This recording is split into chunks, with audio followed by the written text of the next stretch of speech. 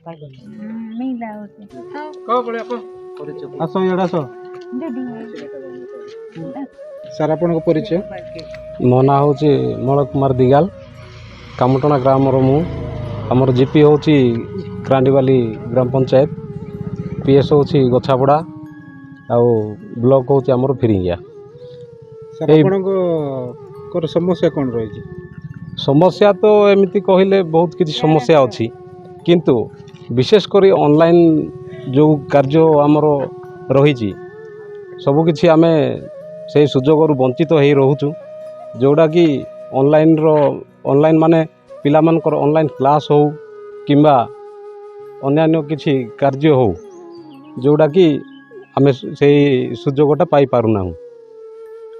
ତା ବାଦ ଆଉ ଗୋଟେ ଯେଉଁଟାକି ଆମେ ହେଉଛୁ ଖଟିଖିଆ ଲୋକ। ଖଟିଖିଆ ଅର୍ଥ ଦିନ ମଜୁରୀ ଗଲେ 200 ଟଙ୍କା ପାଇପାରୁଛୁ। ସେଇ 200 ଟଙ୍କାରେ ଗୋଟେ ମୋବାଇଲ ରିଚାର୍ଜ କରିକି ସେ ମୋବାଇଲଟା ଚାଲୁନାହିଁ। ମାନେ ଗୋଟେ ଦିନର ମୂଲ୍ୟ ଆମେ ଦେଇ ଦେଉଛୁ ମୋବାଇଲ ପାଇଁ, କିନ୍ତୁ ସେ ମୋବାଇଲଟା ଚାଲୁନି।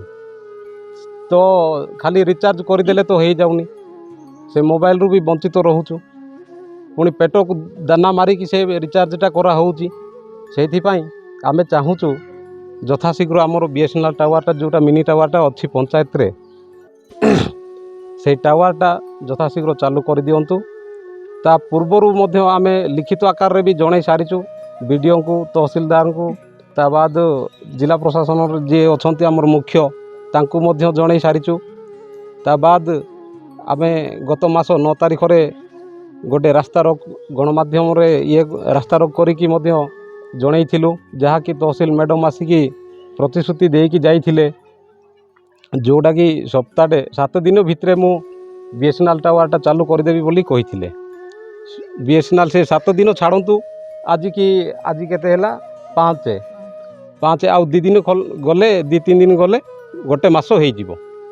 ତାହା BSNL ଟାୱାରଟା ଚାଲୁ କରିବାଟା ଛାଡ଼ନ୍ତୁ, ଆସିକି କିଏ ଗୋଟେ ଆସିକି ଦେଖିକି ବି ଯାଇନାହାନ୍ତି ଏପର୍ଯ୍ୟନ୍ତ। ଆମେ ଗଣମାଧ୍ୟମରେ ମାନେ ଗଣଧରଣ କରବାଟା କିଛି ମାନେ ମର୍ଯ୍ୟାଦା ବି ରହିଲାନି। ଏତେ ପୁରା ଆମକୁ ତୁଚ୍ଛ ବୋଲି ଭାବୁଛନ୍ତି ଜିଲ୍ଲା ପ୍ରଶାସନ, ଆମର ଯିଏ ମୁଖ୍ୟ ଅଛନ୍ତି ସିଏ। ଯଦି ଏମିତି ହୁଏ ଆଉ ଗୋଟିଏ ସପ୍ତାହ ମଧ୍ୟରେ ଯଦି କିଛି ଆକ୍ସନ୍ ନ ନିଅନ୍ତି, ତାହେଲେ ଗୋଟିଏ ବଡ଼ ଧରଣର ଆମେ ରାସ୍ତାରେ ଏମିତି ଧାରଣା ଦେବୁ ବୋଲିକି ପଞ୍ଚାୟତର ସମସ୍ତେ, ଆମ ପଞ୍ଚାୟତରେ ଯେତିକି ୱାର୍ଡ଼ ଅଛି ସମସ୍ତେ ମିଶିକି ବଡ଼ ଧରଣର ଗୋଟେ ରାସ୍ତାରୋକ କରିକି ଧାରଣା ଦେବୁ ବୋଲିକି ନିଷ୍ପତ୍ତି ନେଇଛୁ। ସେଇଥିପାଇଁ ମୁଁ ଆପଣଙ୍କ ମିଡ଼ିଆ ହେଉଛି ଆମର ବର୍ତ୍ତମାନ ସମୟରେ ମିଡ଼ିଆ ହେଉଛି ଆମର 4th ପିଲର ଯେଉଁଟା କୁହାହୁଏ। ସେଇଥିପାଇଁ ଆପଣଙ୍କ ମାଧ୍ୟମରେ ଆମେ ଜଣାଇବାକୁ ଚାହୁଁଛୁ, ଆମ ପ୍ରଶାସନରେ ଯେତିକି ମୁରବୀ ବା ମୁଖ୍ୟ ଅଛନ୍ତି ସେମାନେ ଆମର ଗୁହାରି ଟିକେ ଶୁଣନ୍ତୁ, ତାପରେ ଏଇ ଟାୱାରଟା ଟିକେ ଚାଲୁ କରିଦିଅନ୍ତୁ, ସେତିକି ଆମର ଅନୁରୋଧ ରହିଛି। ସେତିକି କହିବି। ସାର୍ ଆପଣଙ୍କ ପରିଚୟ? ମୋ ନାଁ ବଳଭଦ୍ର ଦିଗାଲ, ଗାଁ post Krandibali, GP Krandibali, block Phiringia, district Kandhamal. ଆମ୍ଭେ ଆଜି এই ପଞ୍ଚାୟତ ସମସ୍ତ ପଞ୍ଚାୟତର ଗ୍ରାମବାସୀ ଏଇଠି କମ୍ପ୍ଲେନ୍ ଯେ ଆମ୍ଭ କ୍ରାଣ୍ଡିବାଲି ଜିପିରେ BSNL ନେଟୱାର୍କ ବର୍ଷେ ହେବ ଅଚଳ ଅବସ୍ଥାରେ ଅଛି, ଯାହାଦ୍ୱାରା କି ଆମ୍ଭେ ଅନଲାଇନ୍ର ସୁବିଧା ପାଇପାରୁନୁ।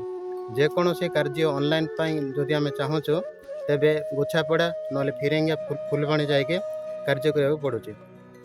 ସେଇଥିପାଇଁ ଆମ୍ଭେ ଆମ କ୍ରାଣ୍ଡିବାଲି ଜିପିରେ ଥିବା ମିନି BSNL ଟାୱାର ଚାଲୁ କରିବା ପାଇଁ ମାନେ ବହୁତ ବାର BDOଙ୍କ ପାଖକୁ, ଜିଲ୍ଲାପାଳଙ୍କ ପାଖକୁ ଏବଂ BSNL ଟାୱାର ବିଭାଗୀୟ ପାଖକୁ ଦରଖାସ୍ତ ମାଧ୍ୟମରେ ଆମେ ଜଣାଇଥିଲୁ ଏହାର ପ୍ରତିକାର ପାଇଁ, କିନ୍ତୁ ତାହା ବି ହେଇପାରିଲା ନାହିଁ। ଯାହାଦ୍ୱାରା କି ଆମେ ଡିସେମ୍ବର 9 ତାରିଖ ଦିନ ରାସ୍ତାରୋକ ଆନ୍ଦୋଳନ ମଧ୍ୟ କରିଥିଲୁ। ସେହି ଆନ୍ଦୋଳନ ସାନ୍ତ୍ୱନା ଦେବା ସକାଶେ ଫିରିଙ୍ଗିଆ ତହସିଲଦାର ଆସିକି ଆମ୍ଭ ଲିଖିତ ଯେ ସପ୍ତାହଟେ ମଧ୍ୟରେ BSNL ଟାୱାରଟିକୁ ଚାଲୁ କରିବା ପାଇଁ ଆମକୁ ପ୍ରତିଶ୍ରୁତି ଦେଇଥିଲେ। ସପ୍ତାହଟେ ତ ବିତିଗଲାଣି, ଆଜି ସୁଦ୍ଧା से बीएसएनएल टावरटी को कौन सी प्रकार भी चालू करागला ना। आम्भे निष्पत्ति यहाँ नहीं जे क्रांडीवाली ग्रामवासी आग को गोटे सप्ताहटे समय दौचु। यही 7 दिन मध्य जदि यार बीएसएनएल टावर प्रतिकार करा न जाए तेबे पंचायत गेट रे ताला पकेवा सहित क्रांडीवाली ग्रामर समस्त ग्रामवासी माने अनिर्दिष्ट काल पर्यंत पुणी रास्ता रोक करने निष्पत्ति